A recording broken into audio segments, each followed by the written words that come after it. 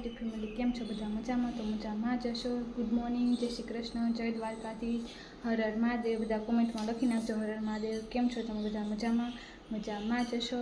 તો આપણે કાંક તારમાં આવી સાવણી પકડી લીધી છે અને સવારમાં વાળવાનું છે આપણે, એટલા માટે. કારણ કે કામ તો કરવું જ પડશે આપણે. અને જોઈએ સવારમાં છે વ્યૂ, અને પક્ષીઓ એટલા કલબલાટ કરે છે કે વાત ન પૂછો. તમને દેખાડ્યું છે જો બધા પક્ષીઓ છે અંદર ઝાડની અંદર બેઠા છે. એટલો અવાજ કરે છે કે સવારમાં આપણે સૂતા હોય ને તો પણ આપણને એમ થાય કે ભાઈ નહીં, હવે જાગી જાય કે સવાર પડી ગઈ છે. અને આ બધી વિંગ છે, અમે જ્યાં રહીએ છીએ ત્યાં આગળ અલગ અલગ બધી વિંગ છે. ને આપણે કારણ કે આપણે ફ્લેટમાં રહીએ છીએ એટલા માટે.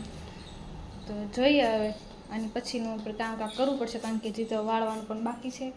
વળાઈ જાય એટલે આપણે પોતું પણ મારવું પડશે, કારણ કે સવારના 8:30 તો થઈ ગયા છે.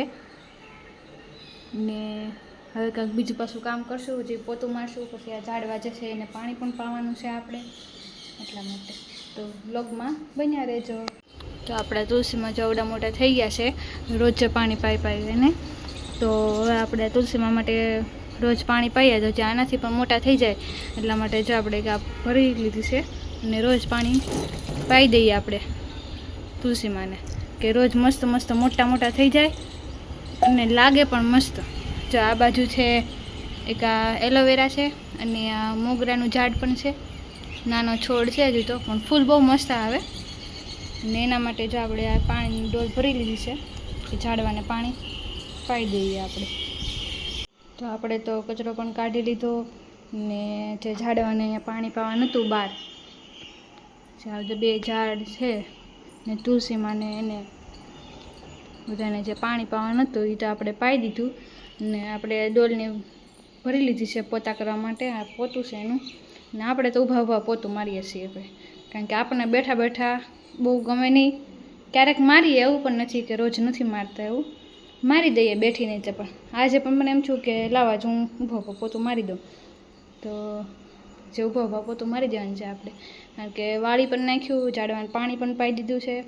તો હવે છેલ્લે પોતું મારવાનું બાકી છે, પોતું મારી દઈ અને પછી આપણે મશીનમાં જે કપડાં નાખવાનું છે એ કપડાં પણ નાખી દઈએ મશીનમાં. અને પછી કરી નાખીએ આપણું બધું કામ. અને પછી આપણે થોડુંક આપણું હોમવર્ક કરવા પણ બેઠવાનું છે, કારણ કે હોમવર્ક કર્યા વગર તો કાંઈ ચાલવાનું છે નહીં. તો થોડું ઘણું આપણે વાંચી લઈશું, થોડું ઘણું જે કામ હશે એ પણ આપણે કરશું. એવું બધું આપણે કરશું ડેઈલી રૂટીનનું કામ. તમે બ્લોગમાં બન્યા રહેજો. તો ગાઈસ આપણે જો મશીનમાં કપડાં પણ નાખી દીધા છે, ને હવે કપડાં ધોવાનું શરૂ થઈ જશે. હમણાં આપણે સ્વિચ પાડી દઈએ, કારણ કે આપણે જે નાવાનું બાકી છે. અને જો અહીં હમણાં કેટલો અવાજ આવતો હતો, ત્યારે બ્લોગ શરૂ કર્યો તો બંધ થઈ જાય. કાબર બેઠી છે, દેખાય છે તમને? ઉડી ગઈ.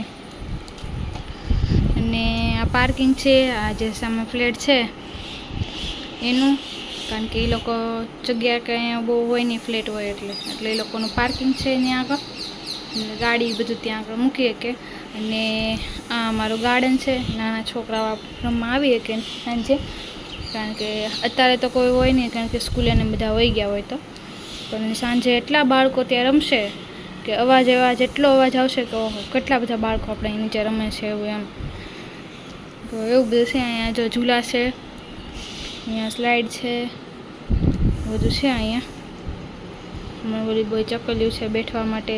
અને બધા એના મમ્મી ને બધા આવતા હોય તો ત્યાં આગળ બાકડા પણ મૂકેલા છે કે બેઠીએ કે ત્યાં આગળ આવીને, કે છોકરાનું ધ્યાન પણ રહે એ રીતે એમ. ને આપણે હજી નાવાનું બાકી છે, તો પછી નાહી લઈએ, ફ્રેશ થઈ જાય, અને પછી બ્લોગમાં આવીએ અને કપડાં પણ મશીનમાં નાખી દઈએ આપણે. નાહીને ફ્રેશ થઈને પાછા બ્લોગમાં બન્યા રહેજો. ગાઈસ આપણે નાહી ધોઈને ફ્રેશ થઈ ગયા છીએ, રેડી પણ મસ્ત થઈ ગયા છીએ. અને મેં કીધું તેમ કે આપણે થોડુંક આપણું હોમવર્ક પણ કરવાનું છે, તો હોમવર્ક પણ આપણે કરશું. હવે થોડુંક આપણે વાંચી લઈએ અને પાછા બ્લોગ સ્ટાર્ટ કરીએ આપણે. અને થોડુંક વાંચી જે છીએ એ હમણાં તમને બતાવું કે હું કેટલું વાંચ્યું. બ્લોગમાં બન્યા રહેજો. તો ગાઈસ આપણને જો મજા કપડાં ધોવાઈ ગયા છે આપણા, અને કપડાં ધોઈને આપણે બધાને સૂકવી દીધા છે, કારણ કે કપડાં બહુ ઝાઝા આમ જોઈએ તો છે, આમ જોઈએ તો નથી એવું છે. એટલે એટલે કપડાં તો આપણે સૂકવી દીધા અને ફ્રી થઈ ગયા છીએ. આપણે હવે રીડ કરવાનું છે, તો આપણે રીડ કરવા અને આપણું થોડુંક હોમવર્ક જે બાકી છે એ કરવા આપણે બેસી જાય. તમે બ્લોગમાં બન્યા રહેજો. તમને મારા હેન્ડ રાઇટિંગ કેવા લાગે છે જે તમે મને કોમેન્ટ કરી દેજો, કારણ કે આપણે લખવાનો બહુ શોખ છે આપણને, તો પછી આપણે થોડું જાજુ જે લખ્યા કરીએ છીએ તે હેન્ડ રાઇટિંગ તમને કેવા લાગે એ જરીક કહી દેજો. અને આ તમારા હસબન્ડના અક્ષર છે અને આ સાઈડ જે છે એ મારા અક્ષર છે. તમને જે અક્ષર કેવા લાગે તમે મારા બંનેના જરીક કોમેન્ટ કરીને કહી દેજો. તો વ્લોગમાં બન્યા રહેજો. તો કાલે તમને ગાઈસ કીધું એમ કે કાલે જે થોડું ઘણું જાજુ વાંચ્યું હતું અહીંયાથી આપણે બાકી હતું, તો આ બધું જે આપણે આજે છે એ વાંચવાનું છે અને જોઈએ આપણીથી કેટલું વંચાય છે.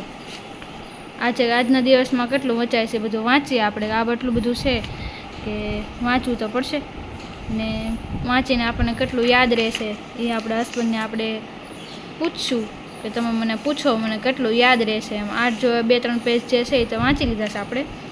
આ જે બુક છે એ બધી વાંચવાની છે આપણે, તો વાંચીએ અને થોડુંક આપણું હોમવર્ક છે એને રીડ કરવાનું છે તે આપણે કરી લઈએ આજના દિવસમાં.